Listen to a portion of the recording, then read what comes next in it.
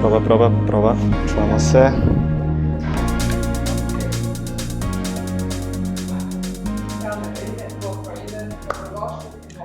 To je to. Pre svega, hvala vam što ste došli u velikom broju, to mi zaista puno znači i našem gostu iz Amerike.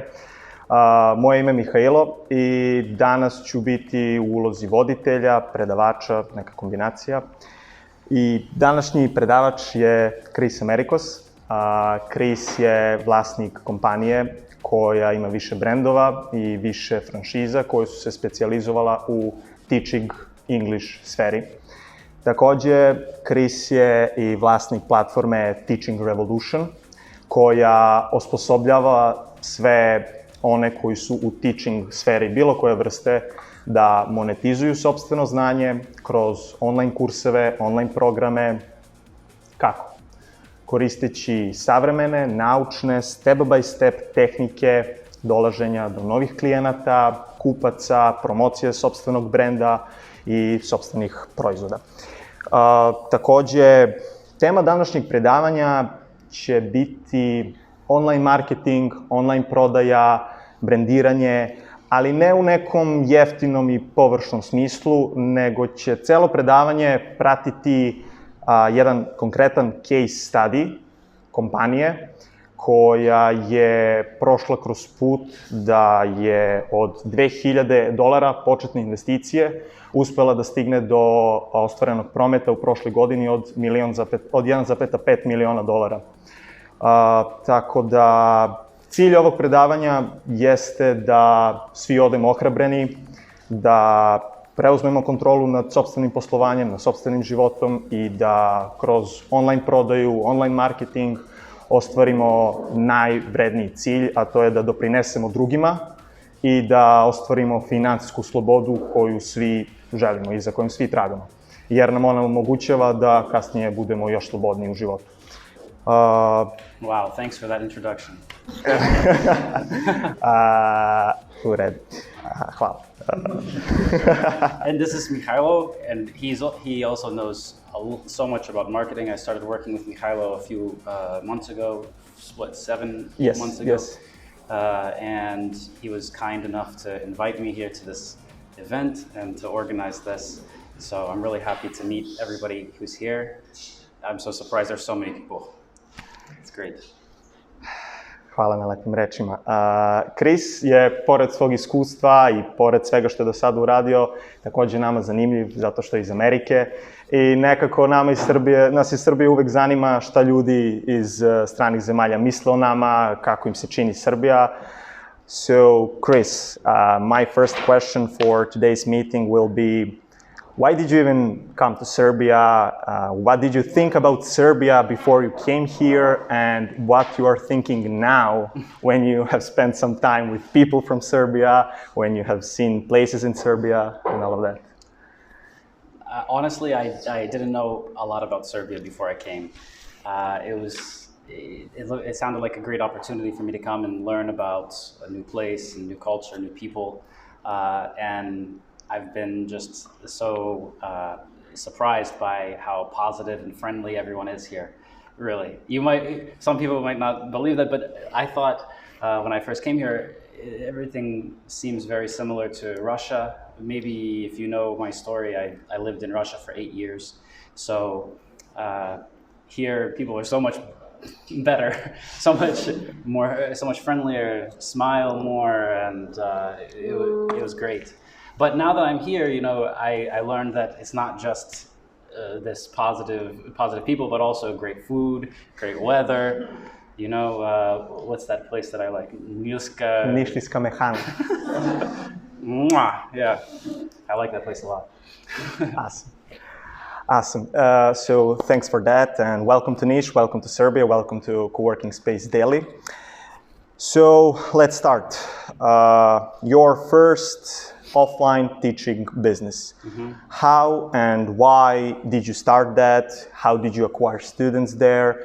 How did you promote that? Beginning of your story. Yeah, so I finished my master's degree in international relations, and I thought this is a perfect time for me to go somewhere else and have a new experience, right? Before I have to find a real job. And I went to Russia because I had met some Russian people in the United States. And when I got there, I really liked it and I wanted to stay longer, but the only job I could find was teaching English. That's how I started teaching English, was because that was the only job I could find in that place, right? So I started teaching English at a language school offline, and I taught there for about a year and a half, and I decided that I wanted to keep improving my skills as a teacher and that I wanted to do something myself, so I opened a school in Russia offline, and that's where the story began. But I really didn't know anything about how to find clients or how to do anything like this, so it was just word of mouth in the beginning, right? Some people, I had some students from the school that I had worked at before. They knew that I opened my own school, so some of them came, and then some of them told their friends, and this was the limit, right? So I had this question all the time, like, how am I going to get more students? And I was just like, I was working so many hours and not really making a lot of money, but I wanted to be, you know, independent. I wanted to do it myself. So I did that for like 5 or 6 years before I realized that I needed to do something bigger, and that wasn't going to last forever. It wasn't going to grow. But we grew to about 7 native speaking teachers, and we had probably each year like 200 to 300 students. So it was an okay small business in Russia, and you know, it paid the bills. I could live on that, but it wasn't something amazing, right? So it was a good experience though. So that's how I started. And then in 2015, 16, I started to move back to the United States, and I needed to find out, like, what am I going to do now, right? Because I'm not going to open a school teaching Russian people in the United States. So I had to do this big switch, and I started looking online, and of course first I did the same things that everybody else does when they try to teach online. Just started writing different people online and trying to post my profile in different places, right? So that was hard to do that. And probably the big turning point, the big point of introspection was when I found mentors, when I found teachers, people who were teaching things about marketing. And so I started taking different marketing courses and learning about that and understanding that I needed to be more than just a teacher if I wanted to reach the goals that I had. So to make a long story short, you said that when you came back to America, that was the point when you realized that, okay, I need to completely shift to online business model and somehow get rid of offline business. Right. So in the beginning, of course, I just kept the offline business. I put a director of that school there, and she ran the school for us when I was living in America. She did that for about 2 years. But the profit was going down and expenses were staying the same, so that wasn't good. So when we moved online, then I saw that I was making more money online than offline, so it was time to close that school and completely go online. Some people now call this the digital pivot. You know, like in your business, sometimes you have to change directions, and a lot of people, I was the same as everyone else. I thought online won't work, it has to be offline, education offline is so much better. I always thought that, you know, and that was really the thing that held me back, I think. I think that offline education is great too, and I think that it's something different, right? That these two things, they don't have to, they're not the same. And a lot of people, teachers who start their own business, they first say, I'm going to present my online product to my offline students. This is how they try to start.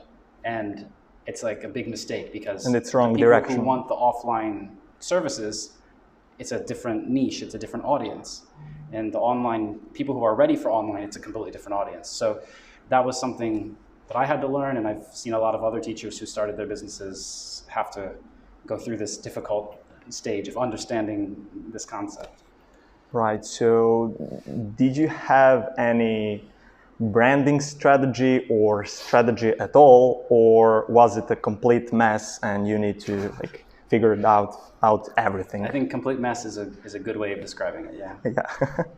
Okay.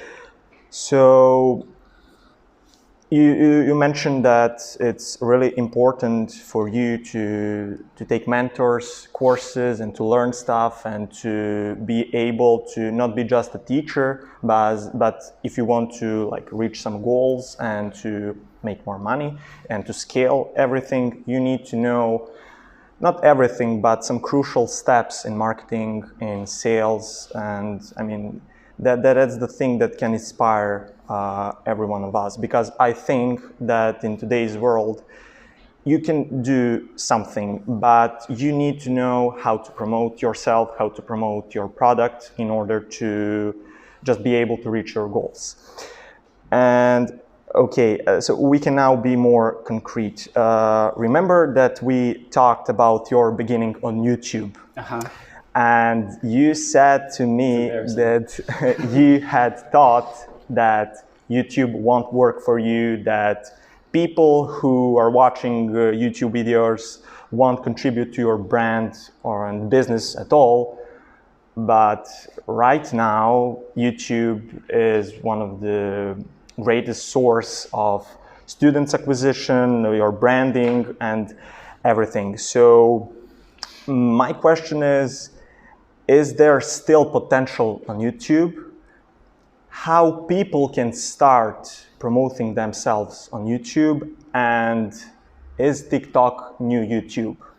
Like, remember, because you thought 5 years ago that YouTube is just, I mean, people want to have fun. And right now, I think that TikTok, I mean, we all have prejudice about TikTok because people who are on TikTok are probably children and like young people who are not interested in business things. But you also thought that about YouTube, and look at now. Yeah, good question. So the first question, yeah, I think there's a lot of potential on YouTube still. I think it's one of the biggest opportunities for people to get free traffic to their website, or to get clients without paying for ads. I mean, just organic YouTube, right? When I first started, I didn't take it seriously. So please don't go look at the old videos. You know, so I was. You can sort them and to see the oldest one, by the way. I was just making a video for fun and just putting it on there, and I didn't think anything would happen. And so after about maybe 10, 15 videos, someone contacted me and they said, "Oh, I like your videos and I want to introduce you to one guy. He has a group and this group has 1 million people in it." And I said, okay, whatever. This person said, "Oh, if you're willing to go live in this group 1 hour every week, then you can go there. And if you want to tell people that they can buy something from you, that's okay too. But you have to teach things there." So that was probably the first big step. And this is one of the ways to get clients organically. So basically, it's borrowing somebody else's audience, right? Another person has an audience, and you can make some kind of deal with them. You can give them some kind of value, and it doesn't have to be about money. And their audience can be exposed to you. They can learn about you. So this was something that was unexpected that I got out of YouTube in the beginning. And I think that that's the thing that really gave me the first push. And then I started to take it a little more seriously. About TikTok, I think that it's a completely different place, right? It's a completely different platform with different audiences and a different reason for using the platform. YouTube is the second biggest search engine in the world after Google, and it's owned by Google. So they work together, and it's just such a big opportunity that it doesn't make sense not to do it. But I would advise everyone to take it seriously from day one, so you don't look like an idiot like me later when people go back and look at your old videos, right? But TikTok, for example, today I read an article about how Instagram is ruining the lives of teenage girls. And they were comparing what people use different platforms for. They were saying that Facebook doesn't consider TikTok like a very big direct competitor of Instagram because TikTok is based on performances. And when you look at other platforms like Snapchat, they are focused on the face. And you have all of these filters that make it a little less serious and fun. But on Instagram, it's more focused on like the whole body. So this is why some people think that it's a bad influence. And so you can really analyze everything very particularly and see that it's very different, right? And you probably know some people who have a huge audience on TikTok, but it might be a lot harder to monetize that because you can only dance the same dance how many times, right? Or maybe you've seen the guy from Africa who just does like, right? And yeah, how many videos does he do the same thing, right? I wonder how he's monetizing that, or if he's monetizing that, right? Right. So, yeah, sometimes I talk to or have interviews with some other big YouTube people, and this is another point about YouTube, is that a lot of people try to use YouTube to get the audience first, and then they introduce some kind of product or something else, right? And so that's one strategy. But I'm really happy that before I really put a lot of effort and energy into YouTube, I made a product.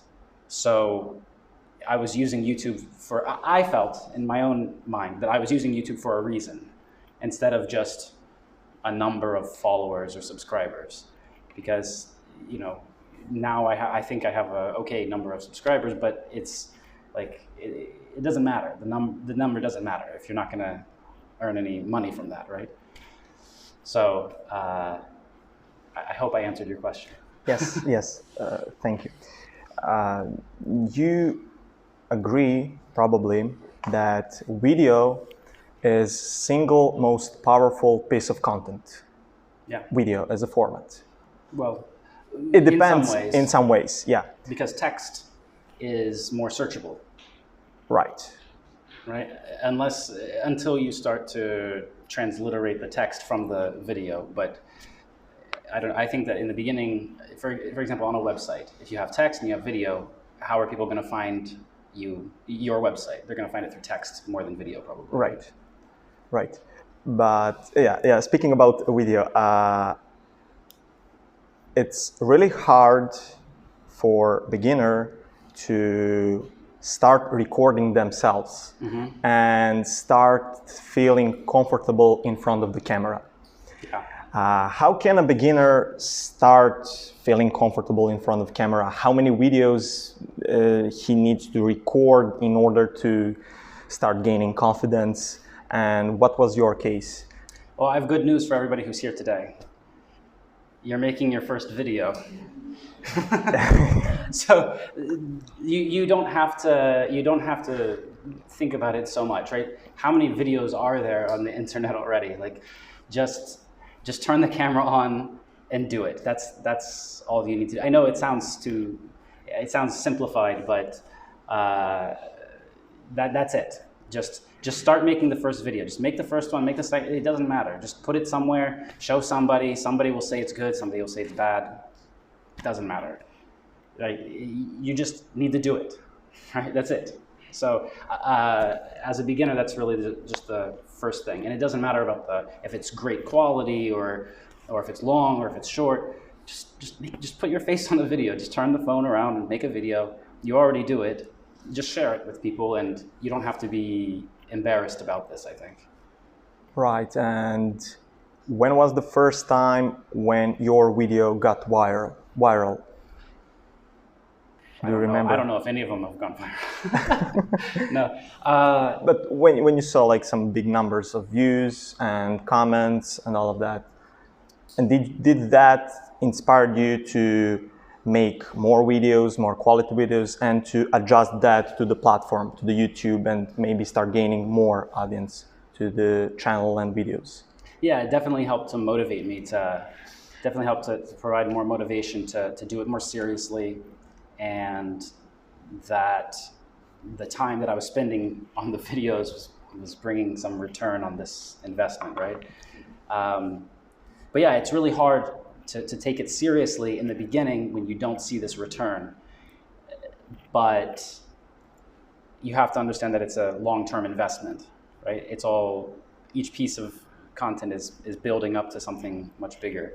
And so now when we launch new brands, it's really, I see how important it is to build up this library of video content instead of just thinking that you're going to make one great video that's going to be a hit. You know, it's the collection of all videos together, I think, is much more important than just one. Even if you have one that goes viral, what's next? That's not going to help you unless you have the next one. So, yeah. Right, right. But just recording yourself and make a video and post that on YouTube isn't complete process. Can you tell us, and imagine like if you start like your own brand from the beginning, mm-hmm.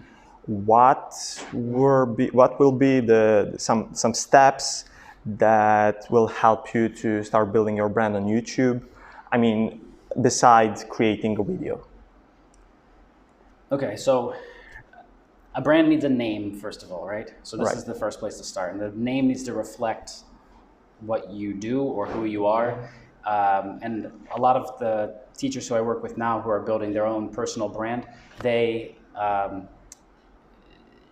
this question all the time. Should I use my real name as the brand, or should I choose some other brand, right? Some other name for this brand. And I think that there's pluses and minuses to both of them. Like if you use yourself as a brand, it's good because later you can just move to something different and kind of take your audience with you, right? You have this like brand authority, brand recognition that can just move to a new product, move to a new website, and this can help to give that boost in the beginning. But the negative side is that it has to be your face all the time, right? So it's harder to outsource the work to someone else because to represent that brand, it has to be you. You can't replace, it's hard to replace to put another face on your name. So in that way, there's also a positive of not using your name and using some other neutral name that's not connected to you, because someone else can represent this for you. And long term, I think that this has a lot of pluses. Of course, the negative side is that you can't move it everywhere that you go so easily. So so when you're first starting out with video and you're going to start branding with video, I think that the name, first of all, the name is going to be important, and you need to have some things that you do every time that you always repeat. Like, I mean, this is what we call branding, basically, right? So you'll have a logo, you'll have an intro, you'll have something else. So if you're just starting with video, you probably don't even know how to edit videos yet. So that's the first thing. So instead of thinking like, I don't know how to edit the videos, just record videos that don't need to be edited. Just try to find the easiest way to get the task done, and just think of it like that. It's just a task, I just have to get it done and move to the next task. A lot of people waste a lot of time thinking too much in the beginning about, and trying to make it perfect, right? Like there's a phrase, perfection is the enemy of profitability. So, and it's really the truth. And like I have a business course where I help teachers start their own business, and they always ask me like, how long is it going to take for me to start making money from my business? And I ask them like, do you think that you're a perfectionist? And if they say yes, I'm like, okay, it's going to take you longer than most people. If you're not a perfectionist, it will take you less time just because you'll be faster to take action, right? And that's all. And I just keep saying it again, just take action. And even if it's the wrong action, at least you did the wrong thing. So now you know what was wrong, and now you know not to do that again. But if you just sit and think and don't do anything, then it's going to take much longer to get to some good result. Right. Thank you for that. So let's move forward to some crucial marketing questions. And can you make a parallel between paid advertising, content marketing, and organic marketing? And can you explain to us how they differently contribute to brand and to business, and what result have you made using those channels? Yeah, so it's a really broad question, really sorry for that, but let's start with content marketing, because yeah, this includes paid and organic and many things, right? So usually when we think of content marketing, we're thinking of organic marketing. That's where my mind goes. But good content can also be an ad. So it can be both, right? So I think that it's really important to communicate your brand values, to let people know what you believe, who you are. And this is, and the simple version of this is be yourself. That's the easiest way, right? Just, if you're not trying to be something different, and you're not trying so hard to be what people want you to be, then it will be easy for you to pick up the camera and just talk and just be yourself. And that's really what, at the end of the day, that's what people want. And you might think, but people want someone who knows something else. I don't know the things that they want to know. It doesn't matter. You can learn those things later. And you can tell them about your journey. Just like I told you how terrible my YouTube videos were today, right? So like this was a journey. And people like to see the journey, and that's real. Like real people do that. They grow and they learn new things. So you don't have to be perfect from day one. In fact, it's better if you're not, I think. To me, it's really strange when I see a really, really good piece of content and they have like 2 followers or something, right? It's like, so if you're putting so much time into the content, why aren't you learning like how to promote it or something like that? I mean, of course, everyone has to start from somewhere, right? So it's not the best example, but yeah, so for content, I think it's key just to communicate the values, and you're going to do that by being yourself mostly. This is the easiest thing to think about in the beginning, I think. So if we go to like organic marketing, I mean, we can just go down the list of the different types of organic marketing. We talked about borrowing somebody else's audience, or we could call it like a joint venture. So typically this is going to happen when you have somebody who's like an influencer or someone who has an audience of their own, and you don't have to have a big audience to work with them. You just have to be able to invest some kind of time. Like they're busy and they don't have time to do all the things that they need to do. So if you just come to them with an easy solution, you're like, hey, I'll do this for free for you. I just want to put my face in front of your 1 million people. They might say yes. And you'd be surprised how many times they said yes, especially at like a Facebook group. You can find lots of moderators or admins of groups where they just don't have time to do this stuff, and they'd be happy if you just make a video about their topic and put it in their group. And so leveraging or borrowing someone else's audience, this is a really good way in the beginning that can be free. SEO on a website, just learning about what people are searching for. And you don't have to be a professional in the beginning. You just have to learn about your audience. Learn about the people who watch you, who are interested in what you have. And this is about market research. So that's the first step before all of these other things if we're going to take this seriously as a business, right? We need to go and learn about the audience.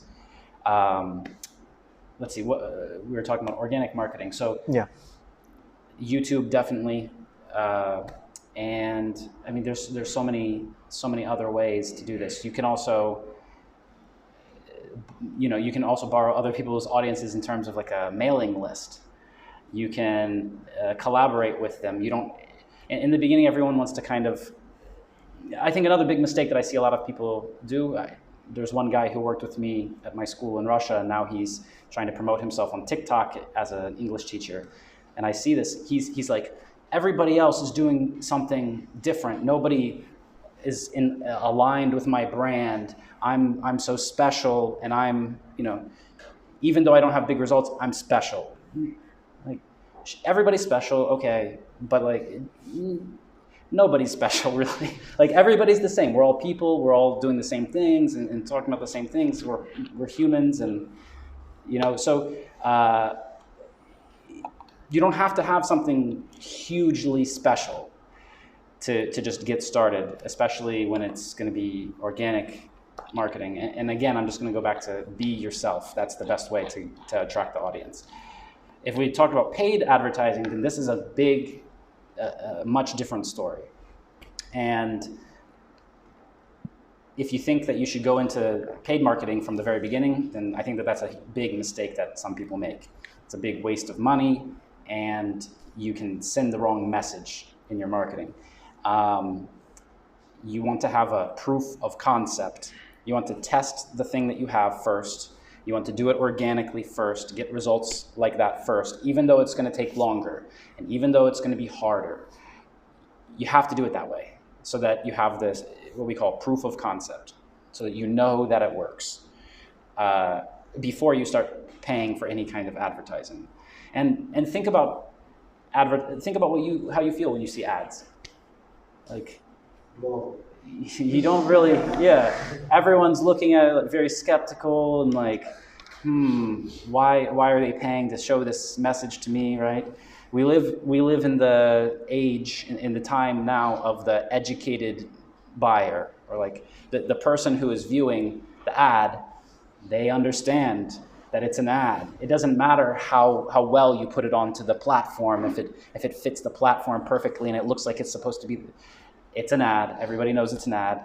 And when you run an ad, people think something about you because it's an ad. Even if you say great things in this ad, it's an ad. So you have to think a lot about the words that you're saying there, because you're going to reach a lot of people and they're going to think something based on what you say. So you know, there's different strategies there. Like, if you're going to run ads and offer something free, I think that this is a really good thing to do, but people are going to associate you with something free. So this might make your brand look a little cheaper. If you're going to run ads and say that it's expensive from the beginning, then a lot of people might not even give you time and learn about your brand and what you're trying to do. But they might always associate with your brand, oh, that's expensive. So it's just, I think, basics about your marketing message. And when you first start running ads, it's really not clear. You don't really understand how far that goes, because I think I made a lot of mistakes when I started running paid ads and probably sending the wrong messages. But it's something that you have to practice and think a lot deeper about. One of the most interesting ads was running an ad that has just a square, a pink square, that in the middle of the square it says ad. And then in the text it says, "This is an ad. I hope you're in my target audience." And then at the end of the ad it says, "If you don't like this ad, I'm sorry. I'm not smart enough to get clients without running ads." Lots of people clicked on that ad. And lots of people went and signed up and they said, "Oh, I like this ad. What a cool ad." So I think that especially with paid advertising today, in marketing in general, we live in a period where I call it like meta marketing.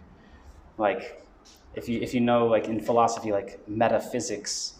So you have like the thing that's above, or the thing about the thing. So we have ads about ads, and we have a course about how to make a course, right? And we see this all the time, and it's really interesting that this is kind of the thing that works today, that we're not just talking about the thing, but we're talking about the thing about the thing. So we have to think a lot deeper, I think, when we do paid ads, because a lot of people are going to see it and it's going to influence how people think about us a lot. Right, and I think that you mentioned something very important, to start thinking about something deeper. Mm-hmm. So how normal people can start thinking deeper from the beginning, or they need some experience, some mistakes, and like, is it required to start thinking deeper? Do you think that education and the educational system can make us start thinking deeper, especially in this niche, in marketing, in sales, in product, in online business sphere. Yeah, you can definitely learn about it, but there's a difference between learned knowledge and applied knowledge, right? So even if you learn all of these things, I think that when you start to apply it, when you start to do it, you're still going to make some mistakes. Nobody knows how to do it perfectly just from learning about it, right? You've all been to school, university, you read a book that told you how to do something, and then you went and you tried to do it, and it was a little bit different. And the result at the end was a little different. So I think it's like this. Right, and can you give us some examples, some interesting pieces, like you already mentioned, for each of these channels? I mean, how you use content marketing, especially for your brand and for your product and for promoting it. Yeah, so I think that the content that you put out needs to be useful. That's number one. I think that you're going to have more success by producing useful content more than entertaining content. But if the useful content is very boring, it might be difficult to get through it, right? You've probably seen a YouTube video where a very smart person explains something in a very boring way. And you've probably also seen where a person who maybe they're not so smart, but they do something really interesting and it's fun to watch.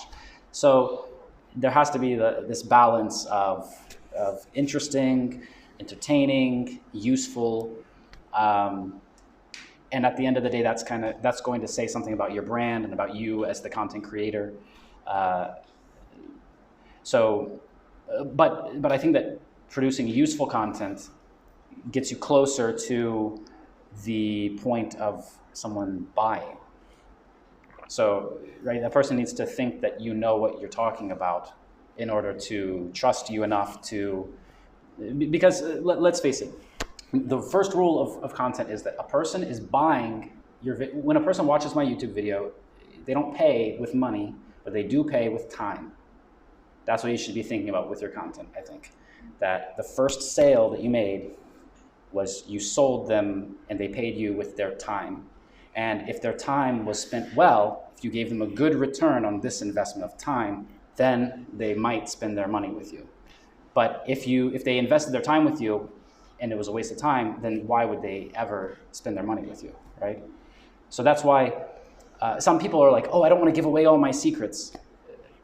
Give them away for free, it's fine. Like, maybe not everything, but you can give away a lot of what you know, and it doesn't mean that people won't buy something from you later. In fact, they might buy the exact same thing that you already gave away for free. And you might be able to tell them, oh, this is the same as the thing that you saw for free. And they say, oh, but it's from you. Okay. So it doesn't always have to work exactly like that, but I think you get the idea that I'm trying to say. So with content, I think this is the investment of the person's time. This is the most important thing to consider, especially in the beginning. Right. Like, I hope that you're making good investment of time today. Yeah. And about paid advertising, did you have some preparation before you launch your most successful campaign? Yeah. And how it was? So I took a course on paid ads. That's how I started. I took a course on Facebook ads. I started running the Facebook ads. I was absolutely scared and didn't think that it was going to work for me, and had all these psychological issues when approaching paid ads.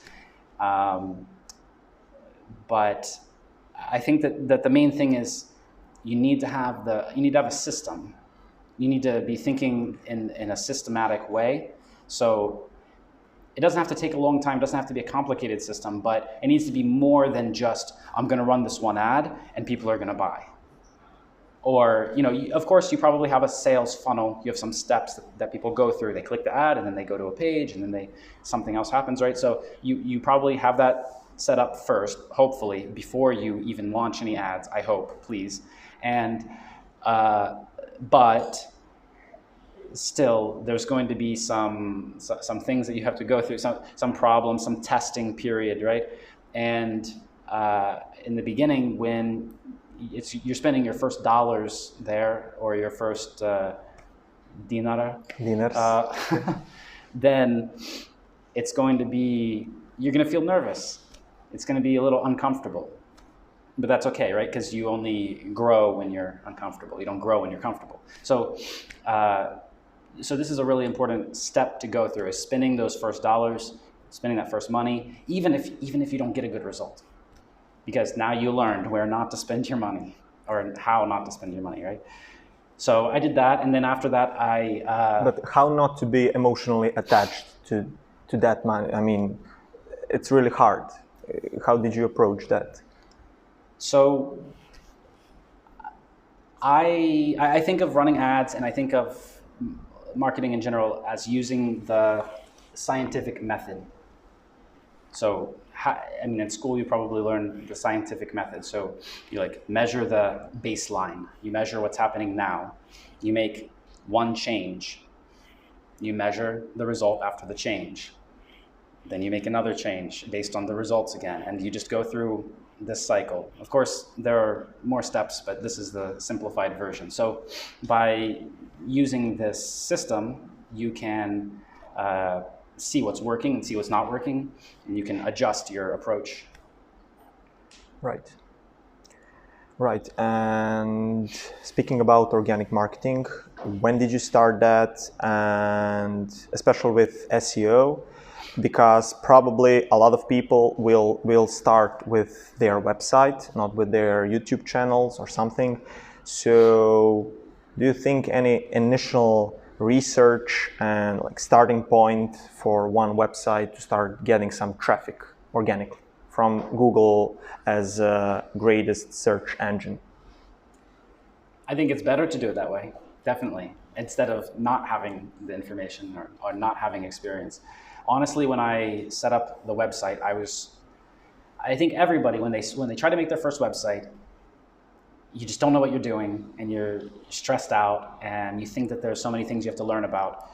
But I think it's worth it to find some kind of platform where you can do it in a very simple way, and you can just pay a business, pay a platform to make it simple for you, so that you can just click and put the things where you want them to go. And there's a lot of limits, sure, and you can't do everything that you want to do. But who cares? You just need a website in the beginning, right? And a website doesn't have to be something crazy. Today there's so many programs where you can just pay a few dollars a month and have one page, and that can work. And sure, long term, it's probably better not to do it that way, especially if you're going to be building a brand. You want to have your website with a reliable platform that you're going to have long term. But it doesn't mean you have to make a custom website. You don't have to hire a web developer. These are just extra time expenses and money expenses. So those are the things that you want to avoid overall, is those things where you think that you have to be an expert, where you think you have to know some special stuff. Those are the things those are the traps that catch people. And the people who get to move fast and get the big results are the people who just say, I'm going to focus on the thing that I know, that I'm good at, and I'm going to outsource all those other things that I don't know, or find some simple solution to get around that. And it might not be perfect, but perfect never happens. So you better do something now. You need to take imperfect action now instead of waiting around for something perfect, because that's never going to come. So to SEO, to the question about SEO, in the beginning I really didn't know anything about that. So I just needed to have website with content where I could send people who I was sending messages to people. I was reaching out to them organically. I was making YouTube videos, and the YouTube video needs to have a link somewhere. In the beginning, I didn't even have a website. I just had a scheduling program. I'm sure everybody knows, has used this before. You can just put your availability there, when you're available in the day, and you just click, people book, and it's so simple now. So when I started teaching online, that's all I just had a YouTube video with a link to my schedule. And then the big motivation that I got out of that was maybe 2 or 3 months later, I took some break from posting videos because like, oh, maybe it doesn't work, or I had all these doubts.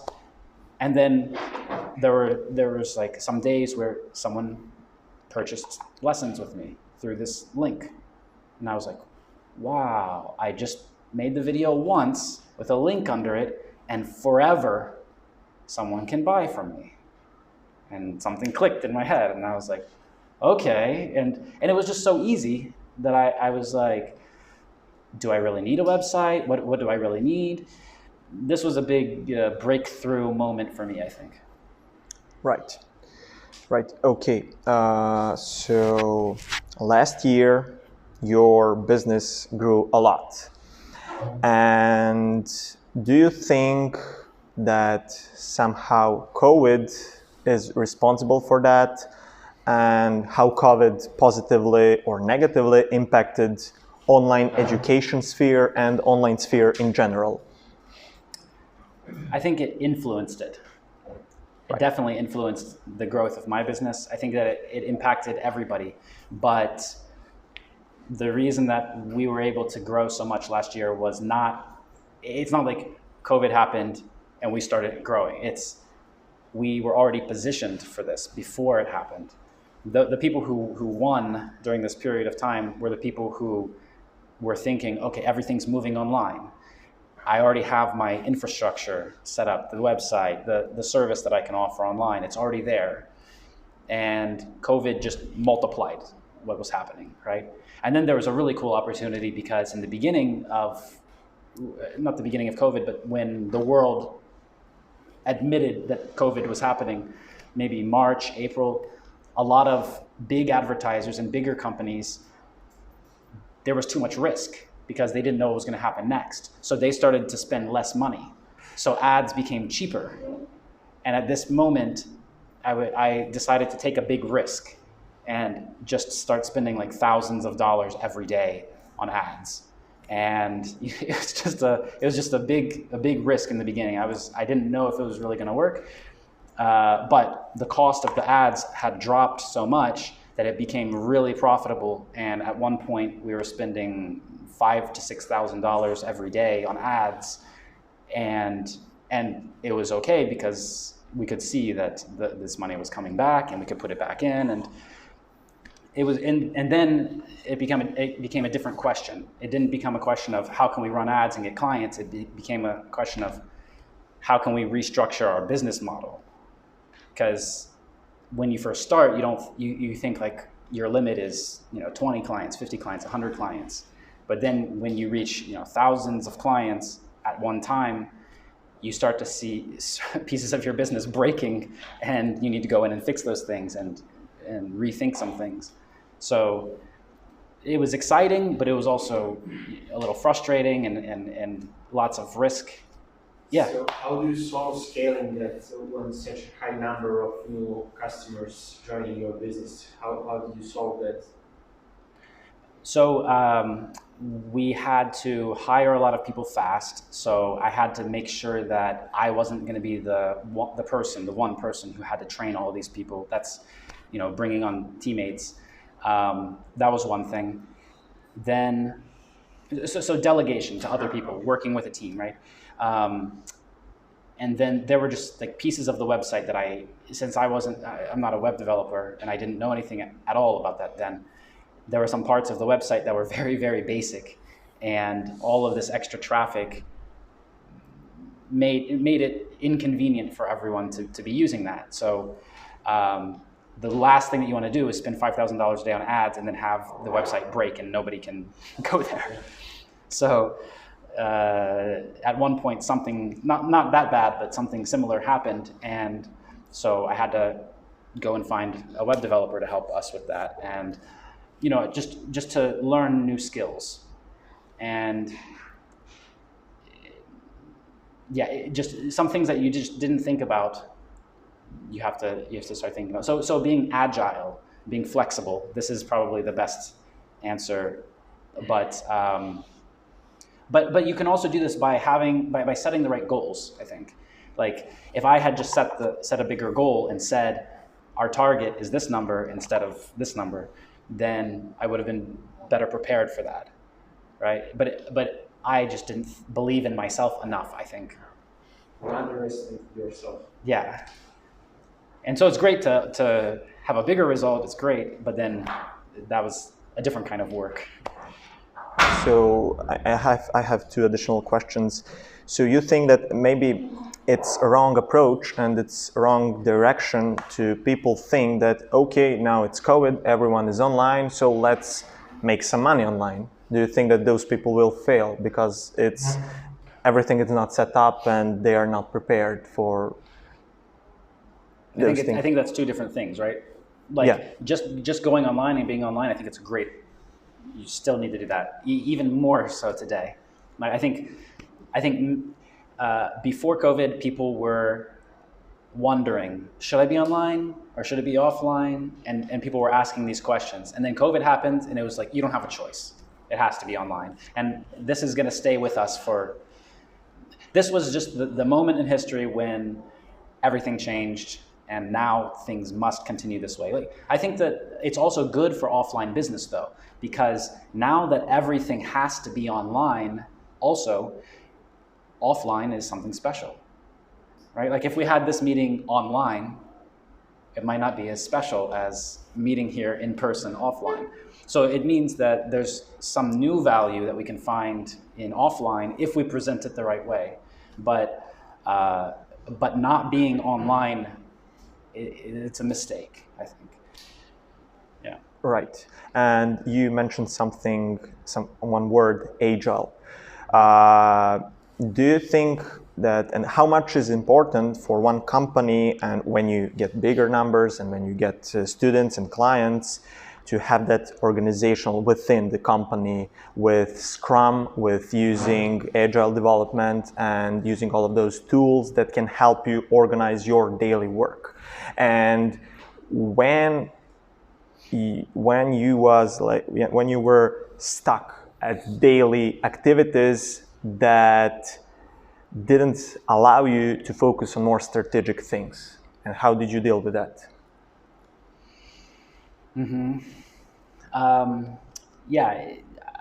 It's hard to draw the line where you need to do the thing yourself and you need to give it to someone else, and especially in the beginning when you start by doing everything yourself, because in the beginning it doesn't make sense to go and get a bunch of people, spend a lot of time training these people. They might not stay with you because you're not so big, you can't offer so many opportunities, and so there's a lot of things you have to do yourself in the beginning, even if you don't know how to do them.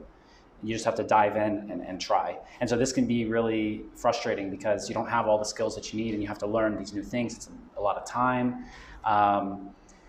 But at some point, you come to this point where you have to rely on other people and give up some control.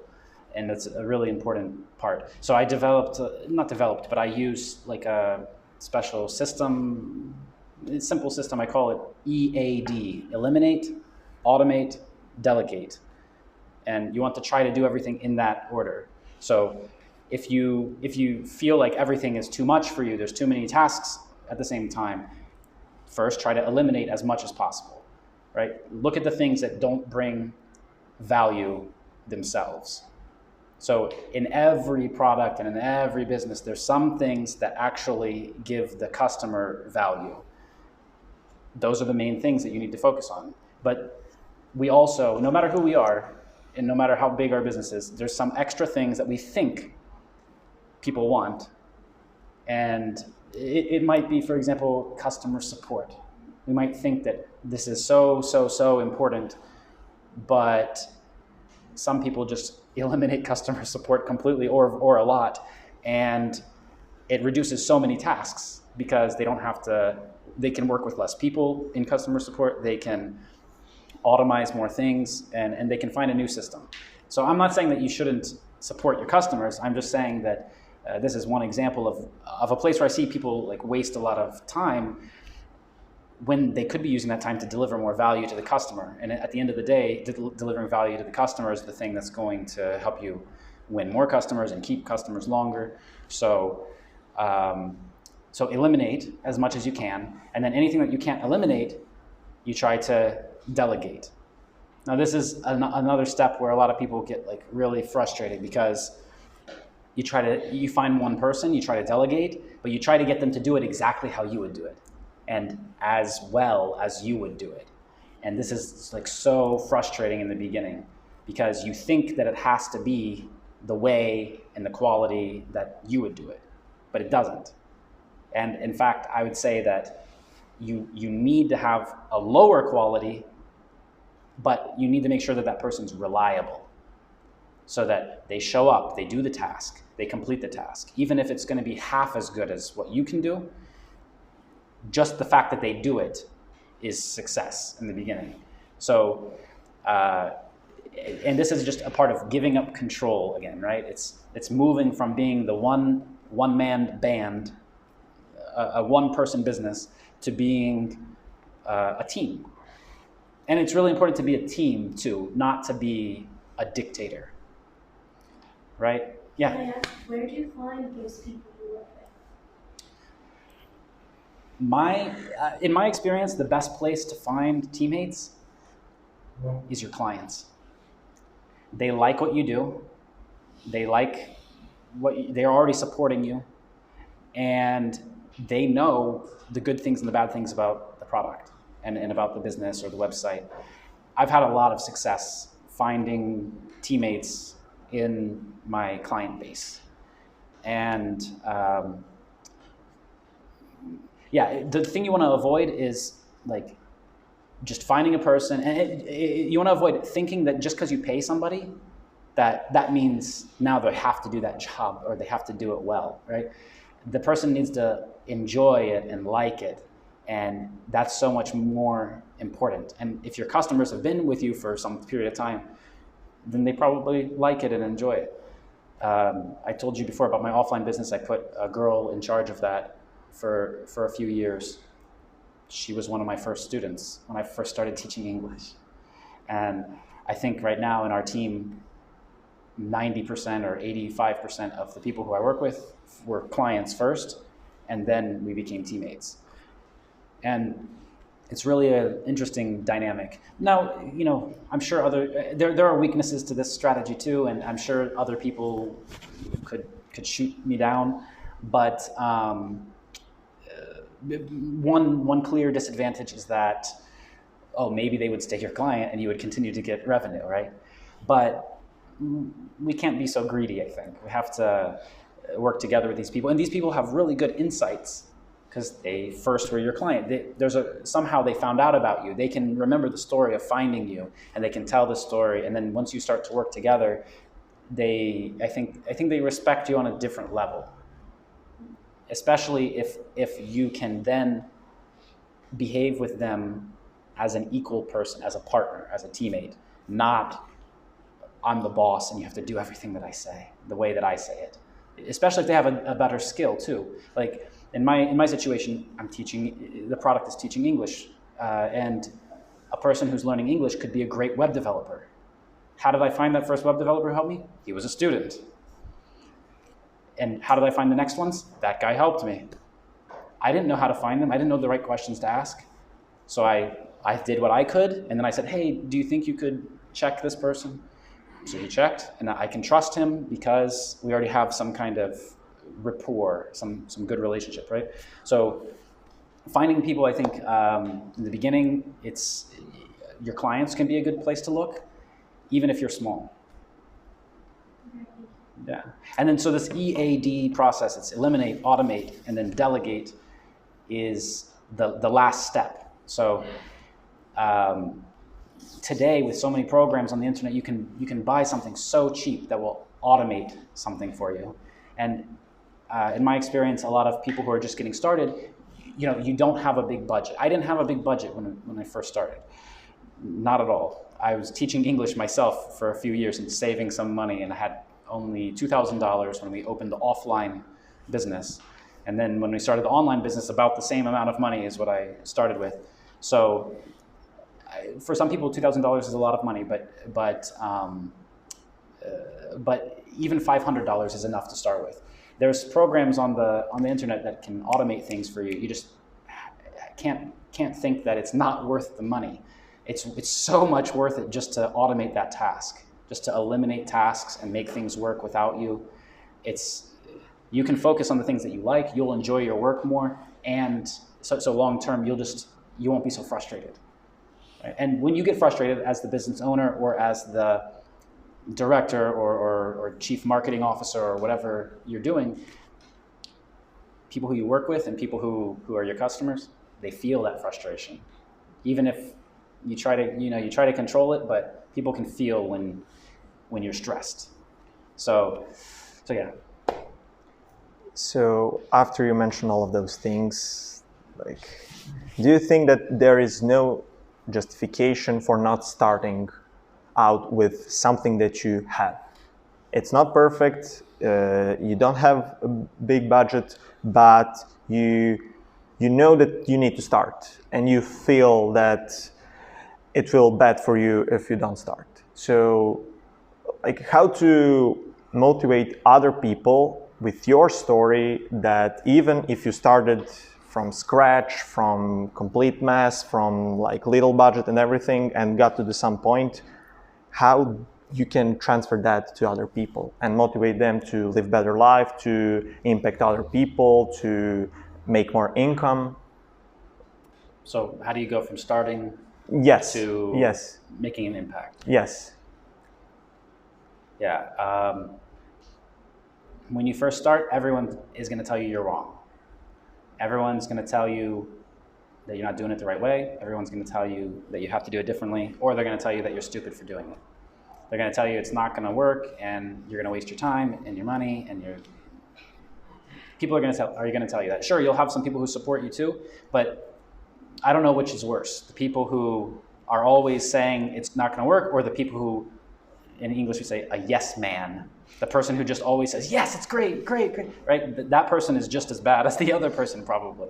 We like them better, but so in the beginning, I think that it's really important to be objective all the time throughout business. And that's like a really hard thing for us to do, is to be objective with ourselves and to say this is good and this is bad based on data, right? So especially in the beginning, we're just starting out. We have to keep going in order to get any kind of result, no matter what other people say. And you don't have any results to show those people. Like, I'm surprised that all of you are here today, and like we're talking and you're listening to what I'm saying. Like, I'm still surprised about that, because for me, I'm still just like that guy that was making those stupid YouTube videos. Yeah? So how do you go from starting to making an impact? You just start, but the most important part is not just starting, it's not giving up. Not giving up is the most important thing, because there's going to be so many times when you have that problem where people don't believe that you can do it. So if you believe that you can do it, you just have to stick to it, and going through that journey is actually going to be the thing that makes you successful. And that's going to motivate you even more. Right? So I hope that wasn't too idealistic of an answer. No, I think that we won't make it idealistic, because right now we can make a circle and just to like make this whole meetup like the whole thing. And I will start like this. Imagine you are from Serbia, like we are. You are a young student, or you're finished the college, or you are not successful at your job, you don't like your job, something like that. I can imagine that. Yeah. And you want to start with something, whether is that business, whether is that selling your offers, whether is that your services online. How would you start? In this, from this country, with these people, with these resources that you already mentioned. I mean, just to be clear, I think that we are all at the beginning phase. So my idea, my idea was that right now is the right time for you to ask questions. But I thought that there are some common problems and common situation that all of us we will face. So I listed those problems, those situations on our table, where, like, first of all, we need to pick a niche, to create an offer, to set the price, to identify unique selling points, to find a way how we can message that point and stand from the competitors, then to getting clients organically, content, branding, and then paid advertising. So Kris, can you relate to this audience and to me, like, and to you also, and can you like make your journey on the table with clear steps and with something that will help these people taking first step? Yeah, this is great. So let's see, and I'm in Serbia. I'm starting from Serbia. So, okay, so I go to 𝗙𝗵𝗹𝗲𝗲. I sit down. I have, you know, my. I'm eating this meat dish that I like. Uštikci. And so I'm sitting there, right? I'm thinking about my life. Oh my God, what's happening? And so the first point that I would start at is life goals. That's before this, I think. So, like the niche. How do you know what your niche is? Because you're going to invest a bunch of time into this, right? So, we're talking about starting a business, but the business has to be run by a human being. And the human being has a life, and they have other things other than business that they need. So the business needs to fit into your life, so that at the end of the day, it doesn't turn out that you're just working inside of the business. Instead, you need to be working on the business, right? So we need to start by understanding where this fits in our life. I like to do, you might not agree that this is the best way to set your life goals, but this is how I like to do it. I like to start from the end. This is another part of being objective. It's about asking difficult questions. So what's the end of life? It may be when you retire. Maybe you plan to retire when you're 50 years old, right? Or maybe you plan to live to a certain age. So this is the end. And now we can work backwards to where we are now. So that's what I did. I said, okay, if I want to retire when I'm 50 years old, then what do I want to have when I retire? What is success to me? So I said, okay, I want this, this, this, this. And then I said, okay, in today's money, how much do those things cost? I added all of them up. Now I have an amount of money that I need to make by the time that I'm 50 years old, right? And I can count back to how old I am now, and I can find out how many years from now until I'm 50, and divide this amount of money by the number of years that I have left. And now I understand every year I need to make an average of this amount of money, right? Now, of course, as we get older, hopefully we continue to make more and more and more. So if we make less this year, it's okay, right? We don't have to hit that number this year. And then break that number down not only into a year goal, but into a daily goal. And so now you have your daily goal. And let's say that the daily goal in the beginning is $50 a day. Something that's realistic. And it has to be a small number like this. It has to be something realistic and small. So you wake up in the morning and you ask yourself one question. Have I made $50 today? And if you haven't, you just work. You don't go to the club. You don't go to the bar. You don't high-five your friend. You don't call people. You just work. You just work on this. You just work on your business, and you work on getting that first client to get the $50 that day. And then you start to understand, I need to make something automatic so that the $50 is there when I wake up, right? Instead of me having to wake up and then go work to get the $50.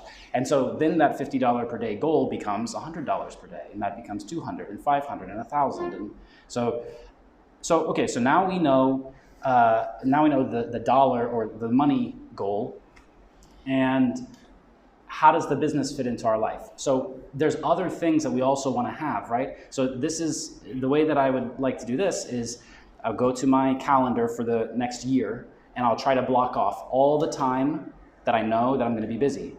So I'll say, okay, on my mom's birthday, I don't want to work. My wife's birthday, I don't want to work. You know, so I'll on the calendar, those days are blocked. And then you say, okay, I want to sleep from this hour to this hour, so that time's blocked. I'm going to eat breakfast and lunch. I'm going to have to take a shower. I'm going to have all these usual things everyone has to do. Blocked, blocked, blocked. So you come down to the real amount of time that you really have that you can work. And that's where your business can be. Instead of thinking that you're just going to always give all your life energy to this business and like work every hour, right? You're going to say, I have a specific small amount of time. So setting goals. This is just about goal setting, right? It probably sounds very simple and basic. So we do that first, though, so that we know where this fits into our life. We know where it fits because we have specific time and we have an amount that we have to earn from it. So now we know how it fits in our life. Next is our niche. We need to focus on something specific. If you've ever been to a doctor, I'm not sure how much doctors make in Serbia, in niche, but there's a lot of money. Good. Doctors are important. But there's a big difference between a general practitioner, a general doctor, and a brain surgeon, right? And the brain surgeon has to study a lot more years.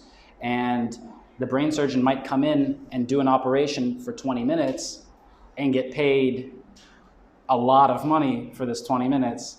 But the general practitioner, he comes in and he works a regular schedule and maybe makes 10 times less than this brain surgeon. So this is a good comparison to understand what happens with a niche. When you specialize, you can solve this particular problem that can be worth a lot more to a specific audience. And so you might not be a brain surgeon in the beginning, but it's good to start studying to be one. So you want to find, whatever you're doing, try to find this specific aspect of what you're doing so that you can focus on that. And that is going to separate you from all of the other people too. With my offline business, the niche, the way that I did this was, in the city that I lived in, all of the language schools were teaching British English. I saw that as a great opportunity. I'm an American guy, I'm going to open an American language center.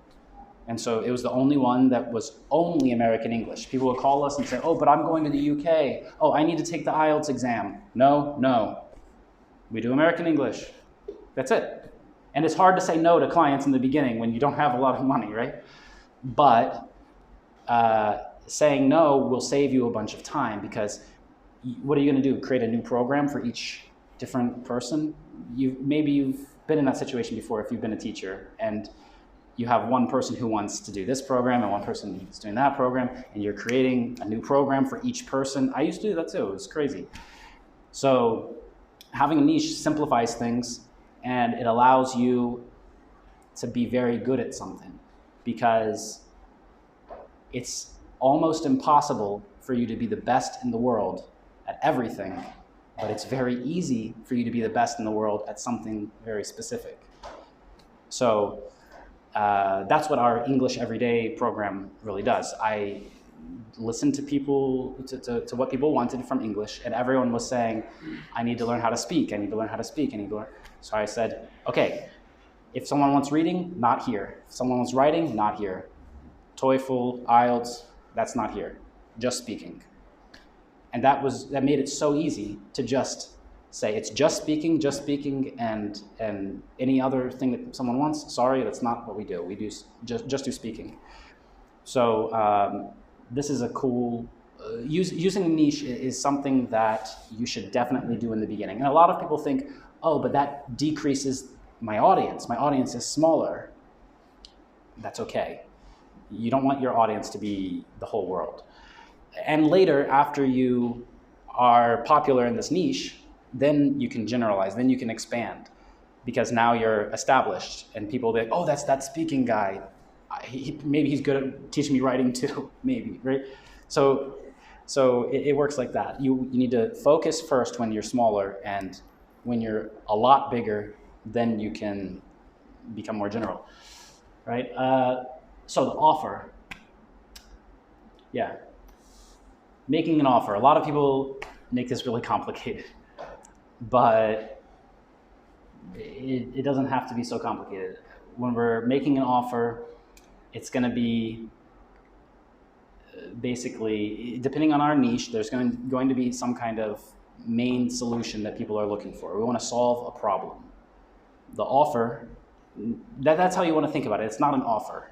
It's a solution to a problem. So if a person comes to you and they say, I want, I don't know, I'm trying to think of a different example, not language. Like I want to run paid advertising, right? I want to run paid advertising. That might not really be the person's problem. They might really just need more clients. And they think that paid advertising is the right way, right? But like we said before, if you just jump straight into paid advertising in the beginning, probably going to lose a lot of money and be frustrated and never want to do that again. So your offer should be based on solving a problem. The niche is more connected to the audience in general and what you're becoming a specialist in, but then the offer needs to directly solve a problem for someone. And creating a price. So this is fun too, because a lot of people think it's more complicated than it needs to be.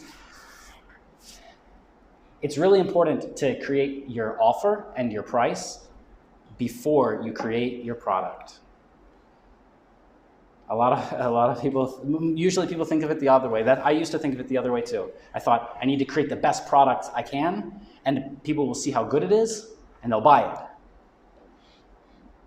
But why would you do that? Why would you spend so much time making a product and then see if someone wants it? It's a big waste of time, and it's a big risk for you. Instead, we do our market research by speaking to this audience first, so we know something to push us in the right direction, right?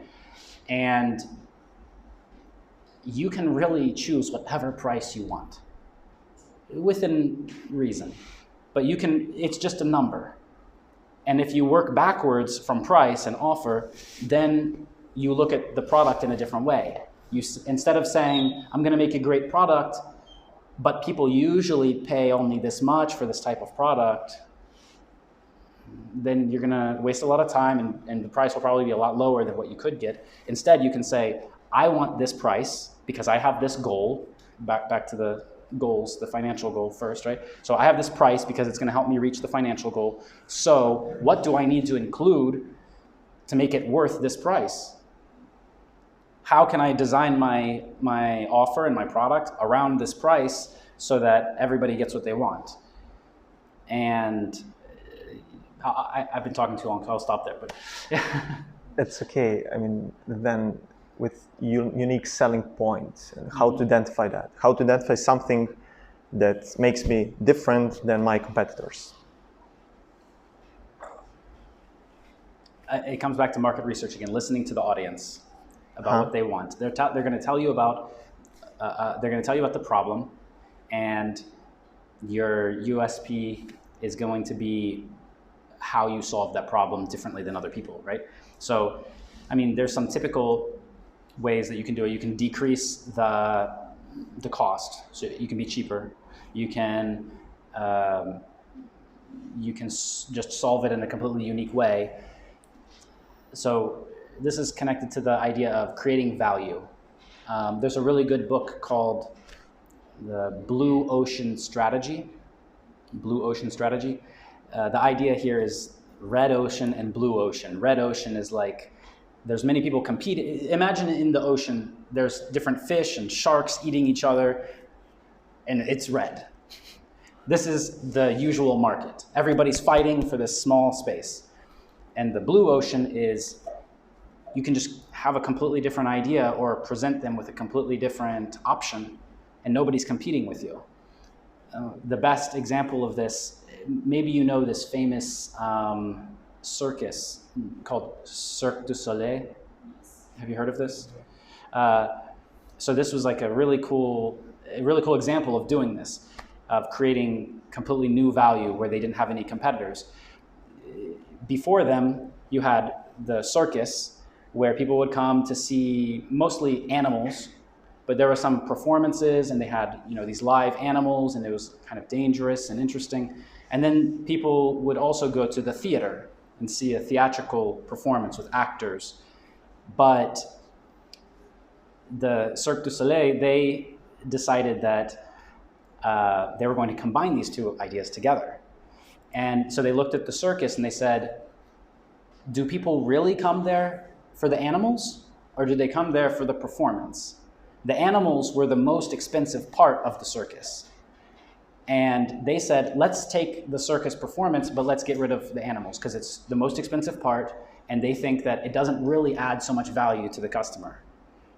And then they mixed this with theatrical performances. And nobody was competing with them on this level, and they were able to take the audience from theaters and from circuses to come and see this new thing that was completely different from everything else. It's a really cool example of creating value and creating something unique, an offer that's unique. So, and I see this happening all the time now. You can just take two things that people don't usually put together, and you can do that. You can put them together. You can eliminate the things that don't bring so much value, focus on just the main thing that brings value, and keep it simple. And this is a good way to create something unique that people want. Right. And getting your first client, what about that? I mean, what can I say about this? The first clients are the most important people in your business. They're the most important people that you're gonna have in your business for your entire business. And so if we go back to the offer and the price, if we create our product after we set the price and the offer, and I would suggest creating your product after you sell it. First you sell the offer, and people say, that's the thing that I want, and they pay, and then you create the thing. And so those first customers, if you use this strategy, those first customers are actually going to help you create your product. They're going to tell you what they want. You just have to listen to them, and they say, oh, it would be great if this was different. And you're small and you're just starting, and you can say, done, and change it for them. And that's such great customer service to them that you listened and you immediately fixed the thing that they wanted fixed, and you made it better for them.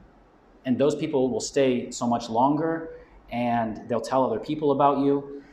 Those are going to be the best people. The first people who come in, they help you so much. And so that's how you should think of your first clients. It shouldn't be like, I needed to get that first money so I could survive or to reinvest or whatever. It should be like, they're really partners with you. They're investing in starting this thing with you, right? Yeah. Complete new direction. I mean, thank you for that. So, okay, I think that we covered most important things, and I think that you mentioned really useful things. Yeah, so maybe someone has questions, right? Yeah, my last question to you, and then some Q&A session. Anything for you. Yeah, thanks. Do you think that you achieved something so far, or you think that you are still at a later stage of the beginning? I think I'm still at the later stage of the beginning. Yeah. Right. So we are all at the same position. Yeah. That's the conclusion. Okay, now questions. Yeah. Hi. So I'm curious about the last thing that you were talking about, like creating the offer and sell it and then create the product. Mm-hmm. Like for example, if you have a product that is like an online education course Mm-hmm. or language lessons or something like that, how does that work in practice? Because if you sell them like English lessons or any education course, and they pay you, and then if you don't have created the material, when the date comes and the first lesson, the first course should start, what do you do if you haven't created it? Like the person is expecting it. Mm-hmm. How does that work in practice? When the first date, but why wouldn't you? Say on Monday the first lesson, the first course, video, whatever, Mm-hmm. and you haven't created it, and the day comes and the person expects to get it, but you haven't created it. What do you do then? Like it seems to me like from You the give them their money back. perspective, like you're selling nothing at that point. you're selling the idea. But if this situation happens that you described, you give them their money back and you apologize. That's what you do. But that's because we're thinking of it a little differently. It's not that you sell them just the idea or you sell them nothing and then the day comes and you don't deliver it. It's instead that you make a smarter promise to them about how you will deliver it. So if it's Friday and I say it's going to be delivered on Monday, then I need to have the thing that I need to deliver on Monday already made. That's fine. But that doesn't mean the thing that I need to deliver on Tuesday that I need to have on Monday. I can use Monday to make the thing on Tuesday. I meant in that way. You need to keep your promises. This is, of course, important, right? So people do this all the time. You say, if you sign up now, if you buy today, it'll be half price, but it only starts in 1 month. So they pay today because it's half price. A month later is when it's going to start. So you have a month before you have to actually give them something. Then you could add something else. You could say, and after it starts, every week you will get 1 small piece, right? So now each week you have more time to create the next piece and the next piece. Based on the feedback, right? Based on feedback and you can use the feedback to go back and edit what you already made to change that. So it's just about making a different kind of promise, right? That's what the offer is. The offer is a promise to deliver the thing that you say that you're going to deliver and that it's going to get the result. And nowhere is there a rule that you can't sell it first and then make it. And the person might not even know that. They might not know that you didn't create anything yet, right? Yeah, first I heard about that idea in software development, and I was really surprised when I saw that they sold basically nothing. Like it's beta testing phase. Yeah. And they were selling. Yeah, and then in software development, then they've collected this money to first to invest into the developers actually working and the engineers working. Yeah, and that's another example of always trying to learn new things from different places. We can learn a lot for the language teaching sphere. We can learn a lot from software development. We can learn a lot from different spheres, right?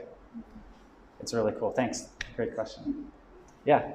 I wanted to ask about what's your process of finding out who your target customer is? Because you mentioned research and I'm not sure. You also mentioned customer support. I know customer support chat logs and whatnot are often great sources of insight about your user base. So how do you kind of pinpoint exactly who it is that your target customer is?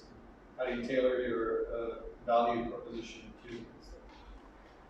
That's great. And you're a native speaker? Your accent is so good. He's not your target audience. That's a good one. So network from an early age. So that's great. I think that one of the big ways to do it is to you want to be everywhere that they are, first of all. So blogs, forums, those are great places. And you can really learn about what they want so you can shape your offer, because people complain. And people love to go on the internet and write complaints and say that something's bad. And instead of looking at it and being like, oh, these people are wasting their time writing these negative things, you can say, great, this person did my research for me. They had an experience, they shared their experience, and it's all in public. And so this is one aspect of this market research. You can also, you can have a survey. This is better when you already think that you have an idea. So you're gonna introduce this idea to this group of people, but it's really important when you're developing the offer or the product that they don't think that you're gonna try to sell something to them. You wanna find that audience that you believe is the target audience, start asking them some questions, but first say I would really appreciate it if you could just take the time to answer a couple questions, and in the way that you do it, because usually people are gonna think, oh, he's gonna try to sell me something. you say, because I want to be the best at what I do. That's it, when you explain it this way, that I'm trying to be really good at what I do, and so that's why I'm just trying to get different opinions, and like I'm not trying to sell anything, then people can give you honest feedback. And who knows, maybe those people later will become clients because you were so honest in the beginning. So these are two, simple things I think that help us understand, not only find the audience, but also like understand if it's the right audience. But also competitors too. Competitors do so much work for us. You just look at the competitors build up audiences, and I guess our time's up, sorry. No, the competitors do so much of our work for us. Like, so I have this YouTube channel with like, 350,000 people. So there's lots of comments there and lots of people writing things that they think. So if you wanted to target the same audience, that's a good place to start. Just look at what people are writing there. What kind of people are writing it? Where are they from?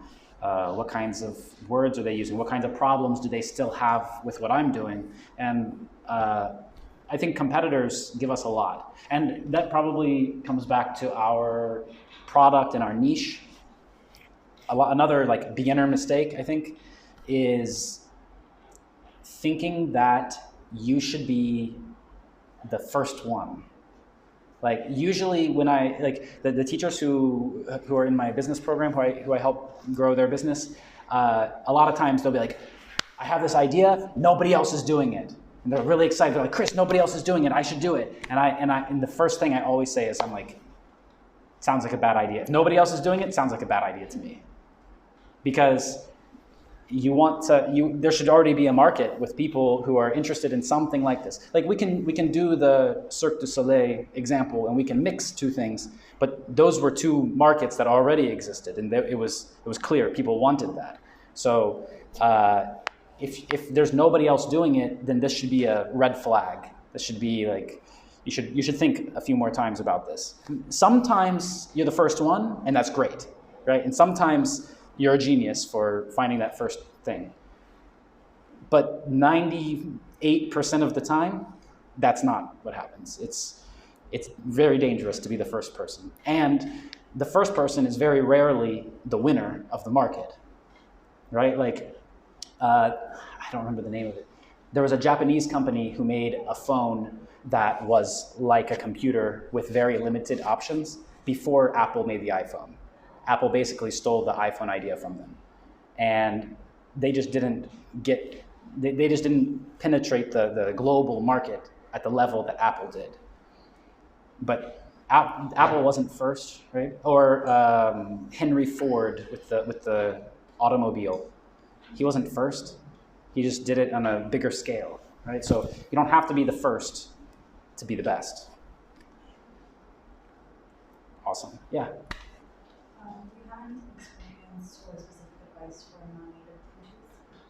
Non-native teachers. Awesome. So sorry. Yeah. I work for an online company called 𝗙𝗵𝗹𝗶. Maybe I have some colleagues here in the room, and it's great, it's really cool. But I've been thinking of changing it because there are other schools that work with children, and I love children, and also they pay more money. But there's this problem. I, as a Serbian non-native speaker, and I have a disadvantage, right? And in the other schools, they're asking us to lie about our names and our origin, that we are Americans, and I should, be a Nora Smart, or I don't know what name or last name I should, give myself. So my question to you is, what do you think about that? And what kind of advice would you give us non-native speakers? Because is that our disadvantage, or is it not? Like, what should we do about that? Yeah, so I work with a lot of non-native teachers to help them grow their own teaching business. And I think it's a big misconception that this is a disadvantage. It just means you target different people. Because I can never come here and teach a 0-level Serbian person English. It's going to take a lot longer. A lot of people think they can just sit in the room with some some English speaker, and the English speaker speaks, and this person just like magically takes in this information, right? It doesn't work like that.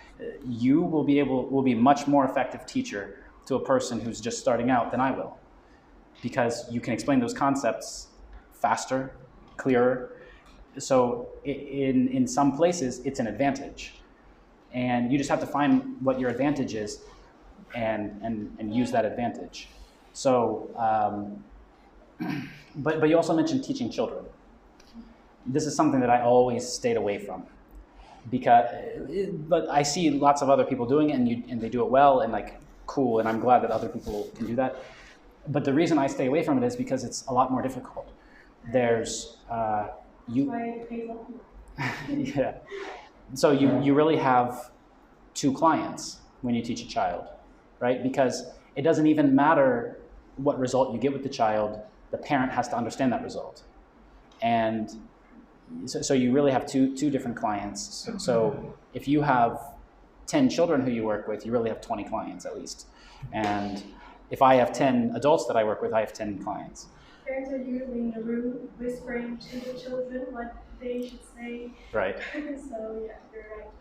But this also provides us with another opportunity, right? Any of these things that look negative or look like it's a disadvantage, just try to look at it differently. There's some way for that to become your advantage. For example, if you're a small independent teacher, just first person, just starting out, you feel like you're at a disadvantage against all these big schools. But you're not, because you can offer more personalization. You can offer some aspects of the service that they can't. And that's your advantage. And you have to use that advantage until you become bigger and then you change, right? So for non-native teachers, I think that there's, and I think that it's really, I mean, I don't know what everyone else thinks about this, but I think that it's really bad for the language learning industry, for big companies to tell non-native teachers to lie about who they are and where they come from. I think it's really stupid. It's disingenuous, right? Yeah.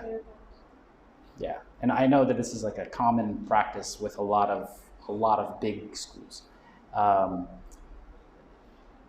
You should be able to say who you are, where you're from, and that doesn't mean that you're a better teacher or a worse teacher. And honestly, in my opinion, non-native teachers are usually better teachers than native teachers, in my experience. Yeah. You know, most of the native teachers, they don't have a lot of education or training in this. They just go to the room. They feel like they're entitled, right? Like, you just come in and they're like, oh, I'm from America, so everything I say is correct. No, it's really dumb. It's really stupid, I think. And so usually their non-native colleagues worked harder, have a degree, not just a certificate. They know it more in depth and get paid less. And so how do we solve that problem, right? I think that we just need to educate the customers more. So you can explain and show that you're an expert, and they can start to see the value of that compared to working with a native teacher. Or you just draw a line and say, oh, that's a completely different service. Like, if you just want to sit in a room with someone who just talks with you in English, that's a different service. And if you want to be with a trained professional teacher, then that's a different service, right? And so you can educate them a little bit about what the differences are on these products. And typically when the customer doesn't understand the market, we have to educate them a little bit more, right? It's harder. It's more work to educate someone about the product and why they need it. And it's like further away from the buying decision, but sometimes we have to do that. But yeah, I feel your pain. Yeah. What are some actual concrete sites that you used before you had clients that would do services for you before you could do them yourself to help you do stuff for you? Mm-hmm. The calendar program, like a scheduling website, this was the first one that was really big for me. I used one called 𝗙𝗵𝗹𝗲 scheduling. now another company bought them, a company called Squarespace. But probably the biggest scheduling company now is Calendly. So I think that these programs are absolutely worth it, and the amount of money that they charge for the service really isn't that much. Plus, there's some other services that combine your website and your calendar and lots of things for the same price. It can be $50 a month or even less. It can be $15 a month or $10 a month for some of these services. And that lets you just add a link. So you send an email and your calendar link is there. And now they can always go back to that email, or you just put it in the footer of the email. Every email you send, it has the link. Now the person can always book directly from there. You put it under every YouTube video, and so now you have your link out in the internet just floating around, and people can find it anytime. So that was like a big game changer when I decided to do that, and it was such a simple thing, right? There's a lot of programs that help you make a website in a very simple way.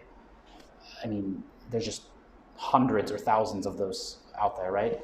And some of them can be very affordable, very, very cheap.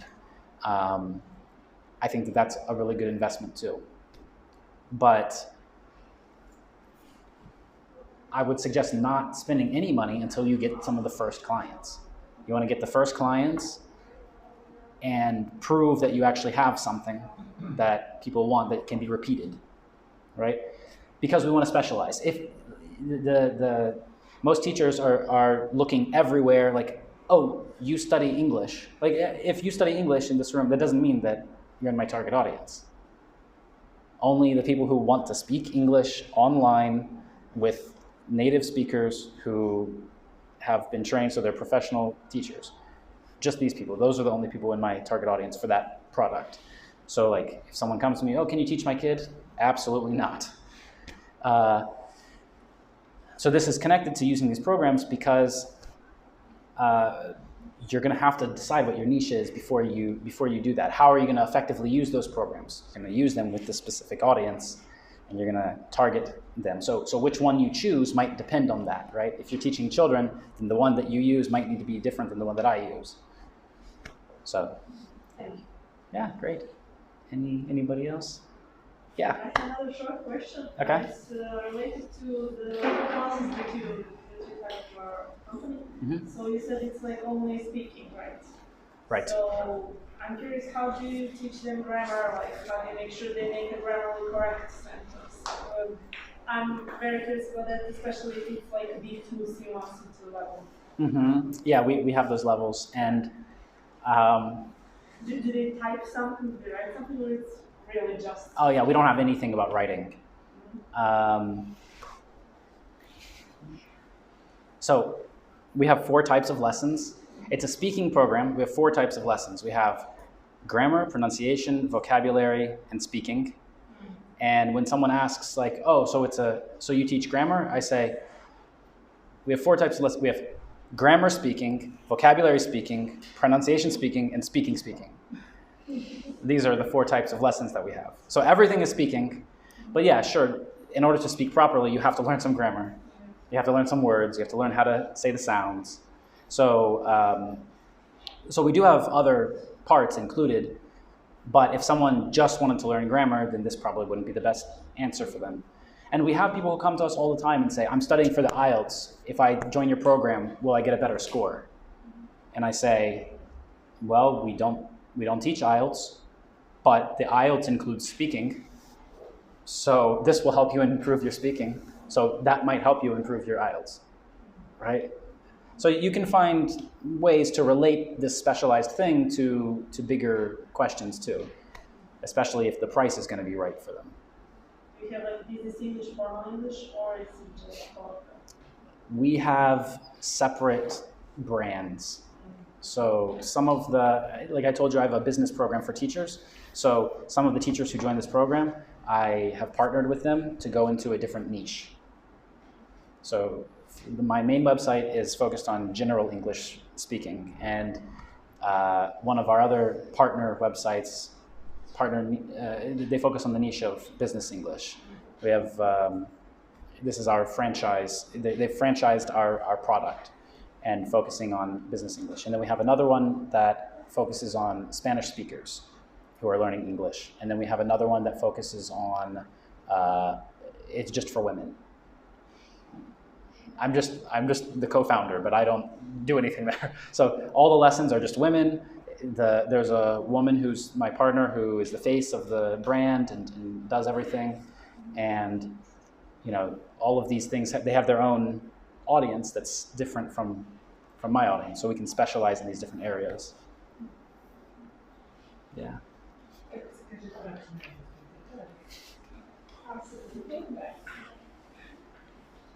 Sorry? My Serbian is a little rusty. What did you say? How you organize after sales and taking recommendations from satisfied users? So after sales. After sales is very important. Mm-hmm. How you organize after sales and taking recommendations from satisfied users? I think that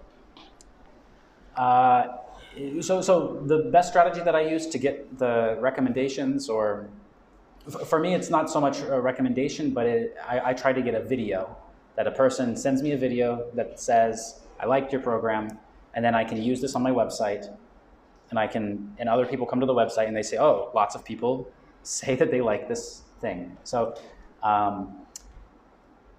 offer them something for free for doing it. And for people to recommend other people, then you can use like an affiliate program. So again, offer them something for doing this. I tried it the other way, just being good at what I do and people telling other people. Sure, organically, sometimes people will tell other people, but you can't scale the business reliably just on word of mouth, right? You have to have some system. So now it's great that all of that stuff is automized. Now I offer them a course that's recorded, and they're going to get it for free just for sending me a video. So I can just wake up and see an email with a person's video that says, hey, I like your course, and they got a free program in exchange for this, and I spent 0 minutes on this. And so it's a win-win. And in the very beginning, when I was smaller, then these people who sent this video, I put them into a special group, and I would spend extra time having meetings with them, maybe once a month. I called them my partners, the first clients who sent me this feedback. And I said, okay, this month I'm having this special meeting. I brought them into the meeting, and I would just ask them, what do you not like? And what can I make better? And what can I do to make this better for you? This was when I had less than 100 clients. And this was really effective. And those people are the ones who have stayed the longest. One of them, I spoke with one of them today, actually. He's been in this program for 3 years. And it's great. They've stayed so long because now they feel like, that's the thing, that now the customer is part of the product. He is the product. And yeah, so I feel like I'm a partner with him. That's some good HR skills. I have HR and PR right now in college, studying them, so I learned a lot today. Thank you. Well, thank you for coming. So, yeah. Do we have any questions or no? I just want to thank everybody for coming. And me too. It was great to see everyone here and to speak with you. And now I understand a little bit more about what people here are looking for and what they're thinking about. It's great. So we can finish our meeting. Thanks for your coming and for your attention. And we can give an applause. Thank you. So that's it. I hope you enjoyed, and see you next time online. Have a great evening, everybody.